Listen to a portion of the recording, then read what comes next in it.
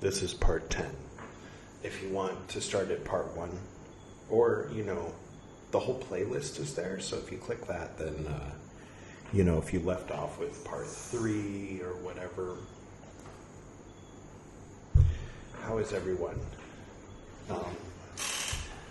I know I've been putting these up every day, but I'm going to take a little break for 4 days. All right, so I don't know what to do with things. Wrinkly Shiva shirt day. I'm going to see if I can remember. Usually I listen to the end of the previous one to figure out where I left off. I think I left off with the word scholarship. So I'm going to assume that that's correct and just start right here. Oh.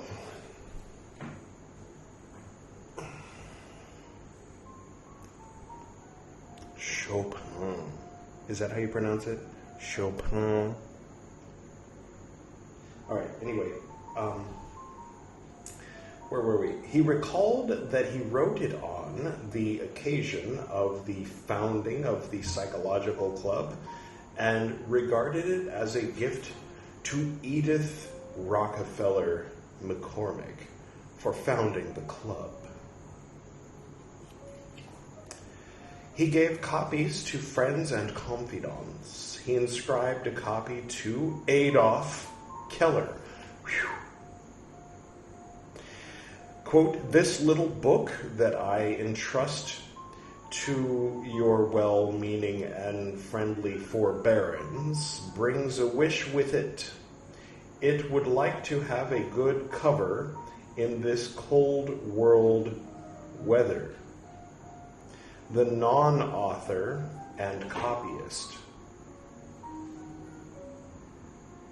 Okay. Presenting a copy to Alphonse Maider, he wrote, "I could not presume to put my name to it, but chose instead the name of one of those great minds of the early Christian era, which Christianity obliterated. It fell quite unexpectedly into my lap like a ripe fruit at the time of great stress, and has kindled a light of hope and comfort for me in my bad hours." That's interesting because this book says it's by Carl Jung. So I guess it wouldn't have sold well if they called it Valentinus or something. Is this wonky? Are we wonky today? A little wonky? It's okay. A little wonky's okay. Here's something fun. After yesterday's, I cut out 2 little bits and posted them as shorts, and one of them I called Abraxas. So the new God that was born in Jung's soul is Abraxas. Okay. I mean, all right. Yes, and he's a chicken.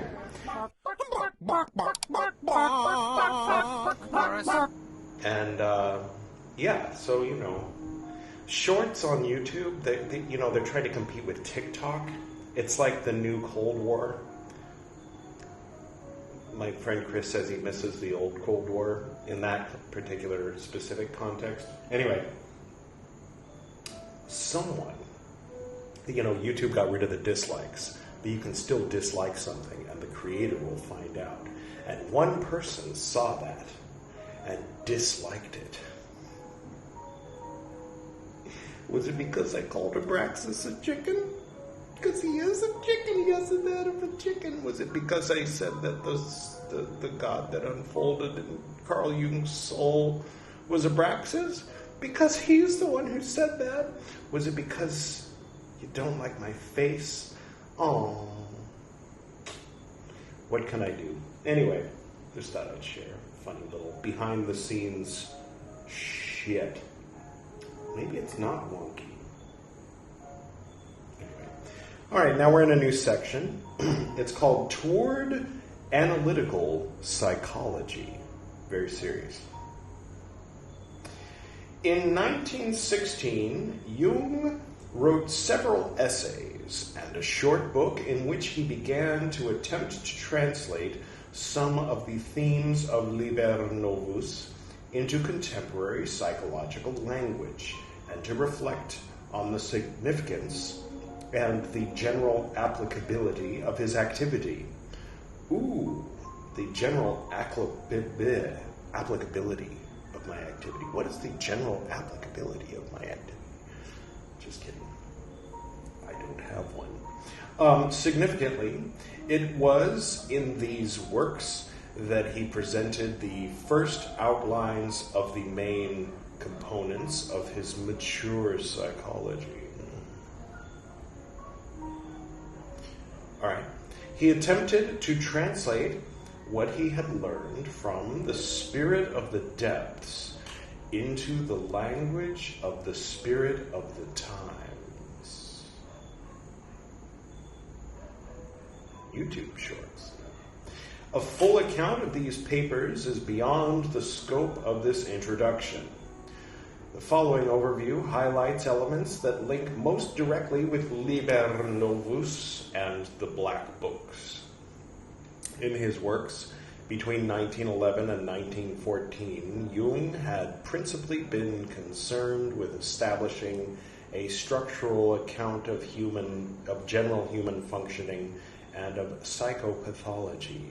In addition to his earlier theory of complexes, he had already formulated conceptions of a phylogenetically acquired unconscious peopled by mythic images of a non-sexual psychic energy. Okay. I mean, it just seems a little odd. It's like saying a non-hamburger fruit stand. Anyway, maybe back then it was assumed that psychic activity, what was it? I already lost track. Psychic energy, non-sexual psychic energy, as opposed to regular psychic energy, which is totally sexual. Anyway, sorry. Continuing.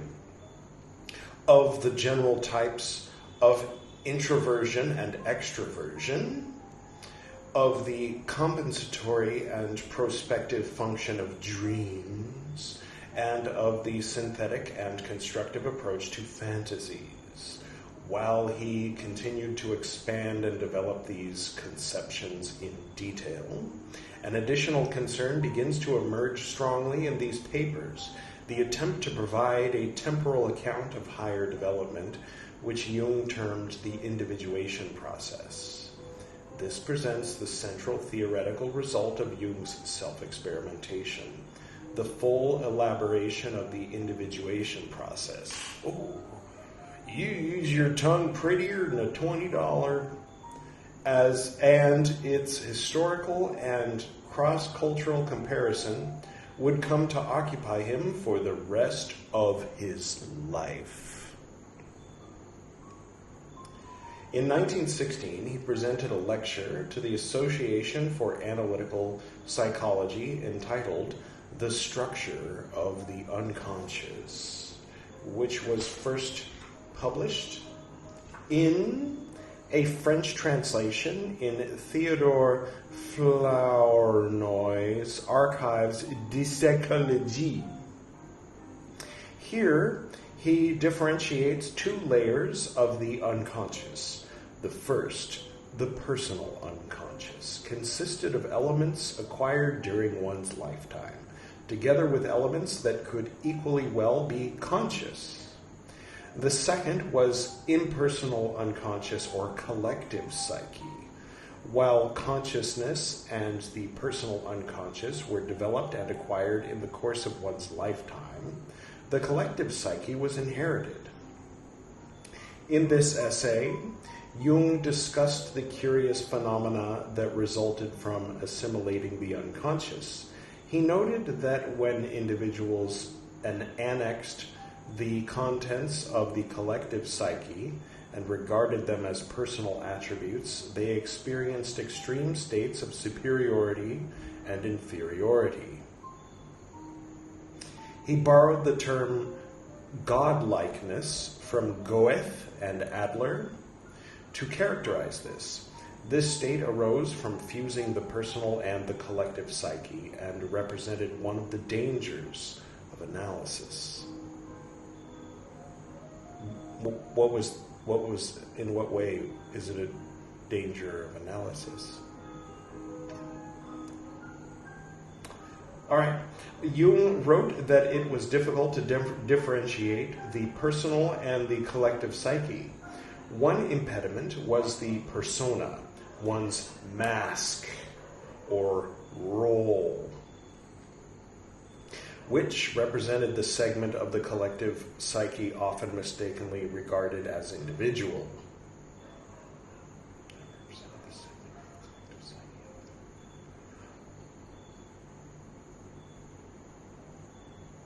Okay. So your role in society is often mistaken for your individual. Okay. All right. When one, and I mean, it's interesting because they say, something said once in a book I heard about that the silent generation, which, I mean, there's the greatest generation, then the silent generation, then the boomers, right? Then Gen X, yours truly. Then the millennials, which came 4 years after me. So they call me, a different they refers to the cuspers as zennials. You might say I'm a zennial if you draw it in 1980, but if you draw it in 82, it's 4 years away from me. 78, if you were wondering. Anyway. Then millennials who are now like in their 40s and Gen Z. I think there was Gen X, millennials, then Gen Z, which means in between the two is Gen Y. I'm only kidding. But yeah, no, they say that the silent generation is characterized by identification with their role in society. That if you're, and this, my dad was silent generation, and he was a professor. He was not a cool, hip, rock and roll dude who also happens to be a professor, like Mr. Mullins or whatever, one of my teachers. Anyway, and yeah, a doctor is a doctor. A lawyer is a lawyer. An accountant is an accountant. Through and through, that's who they are as a person. Whereas Gen X was much more like, fuck it, man, oh man, like that. So they wouldn't necessarily, they'd think of their job as a job, generally speaking. Obviously there's exceptions, dots in the yin yang and all that. But yeah, he's talking about like in the 19-teens, when your role in society can be mistaken as your individual identity, long before the silent generation. Just, anyway, random thought without any real substance. Okay, yes, where were we? The second, yes, no, we've already read that. In this essay, inherited, collective psyche, collective blah blah blah, extreme states of superior, dangers of analysis. Okay, I'm way past all this. Okay. When one analyzed the persona, the personality dissolved into the collective psyche, right? Which resulted in the release of a stream of fantasies. Quote, all the treasures of mythological thinking and feeling are unlocked, end quote. The difference between the state that ensued from this and insanity lay in the fact that the former was intentional, Right. Two possibilities presented themselves. One could attempt to regressively restore persona and return to the prior state. However, it was impossible to get rid of the unconscious. Alternatively, one could accept the condition of godlikeness. A third way presented itself, which consisted of the hermeneutic treatment of creative fantasies. I'm going to go ahead now, and I know I should know this, but just for you guys, for your sake, if you don't know it, I'm way too close to the camera right now, I know, but there's a wire connected, and I got to try to do this with one hand.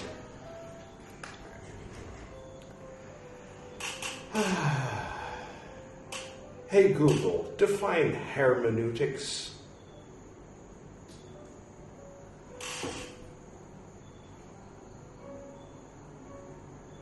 Just a moment, it says. It only works.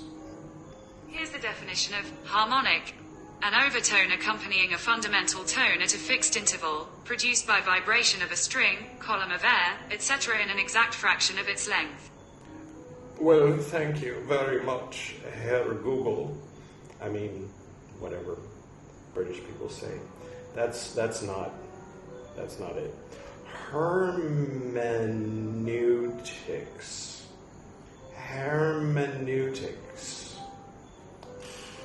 Every time I hear it, I just think, oh, hermenubis. Which, contrary to what seems obvious, is not a combination of Hermes and Anubis, but rather Heru empt onpu. Hermenubis, Heru empt onpu. Horus and Anubis. Anyway. Okay, a branch of knowledge that deals with interpretation, especially of the Babel or literary texts. Okay. All right. It's kind of what we're doing right now. Kind of. In an informal way. Where were we? All right.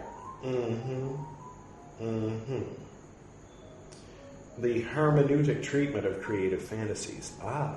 The interpretation of the creative fantasies as a literary text or like a biblical text. That's interesting. All right. I mean, it's interesting on a number of levels. I think there's a fourth way he couldn't have foreseen, which is when you have people who grow up with Jungian philosophy and psychotherapy and concepts as part of their what's given to them as valuable, and then that becomes the society in which they receive their role, which then, in prying off to get to what's underneath, to have the fantasies in the first place, in order to interpret them, one has to... It's like a fractal. It's a little bit like a fractal. Anyway. Incomplete thought, perhaps. Where were we? Which resulted in a synthesis of the individual and the collective psyche, revealing the individual lifeline. Is that this one? Sorry. This was the process of individuation. In a subsequent undated revision of this paper, Jung introduced the notion of the anima as a counterpart to that of the persona. He regarded both of these as subject imagoes. That's imagoes. All right. He defined the anima as, quote, how the subject is seen by the collective unconscious, end quote. Okay. Hey, would you mind hypnotize yourself real quick and let me know how you see me, because I want to know what my anima looks like. Never mind. The vivid description of the vicissitudes, of the state of godlikeness can be taken as representing some of Jung's affective states, not to be confused with affective states during his self-experimentation. The notion of the differentiation of the persona and its analysis corresponds to the first entries of Book 2, where Jung set himself apart from his role and achievements and attempted to reconnect with his soul. The release of mythological fantasies is precisely what ensued in this case, and the hermeneutic treatment of creative fantasies was what he presented in Layer 2 of Liber Novus. The differentiation of the personal and impersonal unconscious provided a theoretical understanding of his mythological fantasies. It suggests that he did not view them as stemming from his personal unconscious, but from the inherited collective psyche.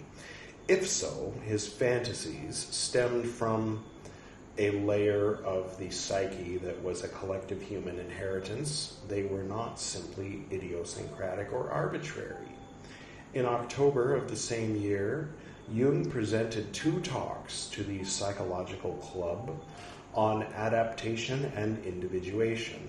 The first was titled Adaptation. The process took 2 forms: adaptation to outer and inner conditions. Inner was understood to designate the unconscious.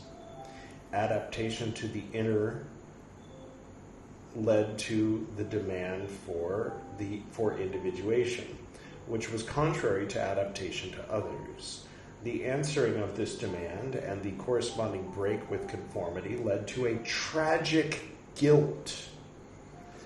I'm hoping that when I listen to this later, that sentence will make sense, because honestly, I was spacing a little bit, and I think all the correct words came out of my mouth, but I don't know how it all led to the phrase tragic guilt. Hopefully you do.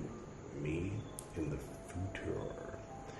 Is it futur or is it...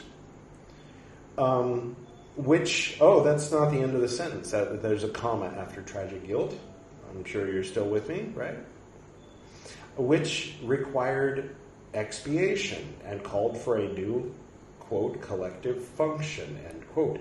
This was because the individual had to produce values that could serve as a substitute for his absence from society. Wow. I feel called out right now. Okay. All right. I hear you. Little bit same pagey here. Yeah, and those values don't line up with any of the ones in any of the scripts that people are playing with, right? Which script is it where you withdraw from society and live off your savings and do weird shit like read Jung and Buddhist books and go to the beach with your wife? I don't think that's any of them. That's none of the scripts. Proletarian, old money, new money, middle class, good old American Protestant, New Age, spiritual. That's a little closer, I guess, but not quite. Yeah, I'm definitely in a state of carving out my own path. And there's this thing that Gordon explained to me. He was an ex-Scientologist because, what's his name? Burroughs was an ex-Scientologist, so Gordon became a Scientologist so he could leave and be an ex-Scientologist. That's probably oversimplified, but he always said I would do overt motivators, and I was like, what are you talking about? He said, you do the overt. That means you do something, usually inappropriate, and then afterward you ask yourself, why did I do that? And then you come up with a reason why you did it. A motivator. But there was no motivator, you just did an overt. And so it's like I can stop and reflect, why did I do that? And then come up with a rational reason that aligns with values. And if I'm feeling kind of ornery, if I'm feeling kind of frisky, I can try to make those values match up with the scripts of some of my friends, but not other friends. Or if I'm feeling like I really want a challenge, I can try to make it line up with the scripts of all my friends. But that's impossible. And so I find myself kind of isolated, which is kind of fine because that was the point to begin with. Just a little personal story. Why not? Why not break from the reading just a little bit? Where were we? The sentence after tragic guilt. Let's just say that. Was there a bookmark? Was there a gun on its way? Rick and Morty in one. Rick and Morty and Carl Jung and white guy, blonde white guy. I fit into a demographic that I don't fit into. Does that make sense? Do you know what I'm talking about? Do you know? Do you have any clue? I mean, I'm not saying, I'm just wondering. I'm curious. That's not the demographic I identify with. I was cleaning some things and rearranging some things, and some of my Buddhist statues had cobwebs on them. And I was like, fucking spider, right? And so then, as I was cleaning out the cobwebs, this little solid-looking black jumpy spider jumps out from behind one of the statues. And so I grab a little napkin and I'm trying to murder the sentient being, like you do in your Buddhist office temple, right? And then he got away.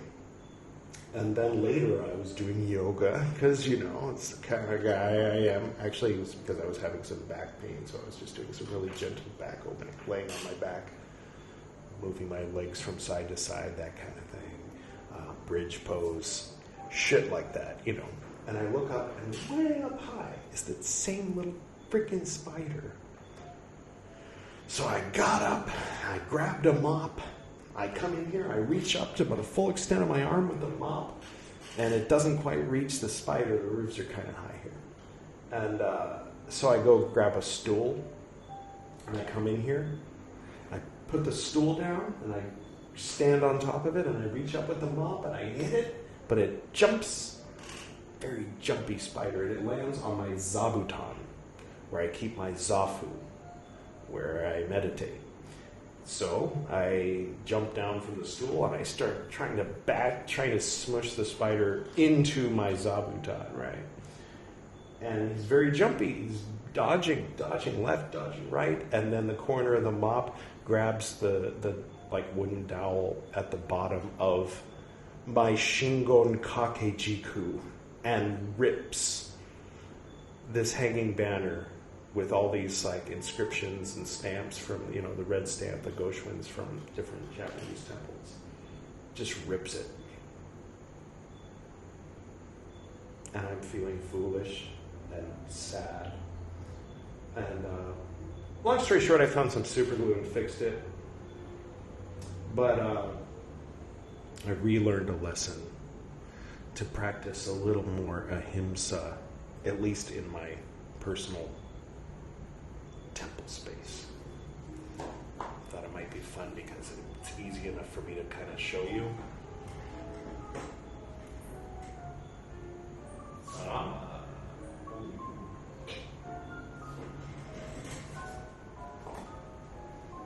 There is where it ripped. Looks fine now, right? Can you hear me? The microphone's way over there. Looks fine now, right? See, this is where I shoot Buddhist books. I move the Zafu Zabuton over in front of the bookshelf, and I sit there and I read these books.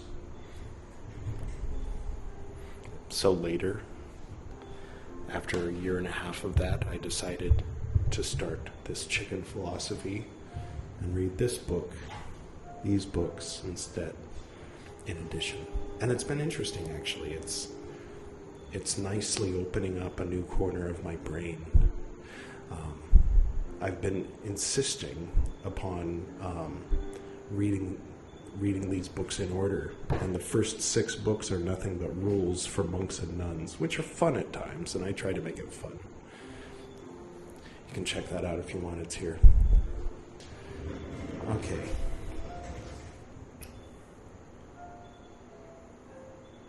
All right. So, thank you. I mean, I guess there's a few people watching. Hi. And, I hope you enjoyed it. And I'll continue reading next time. And who knows what shirt I'll be wearing. I certainly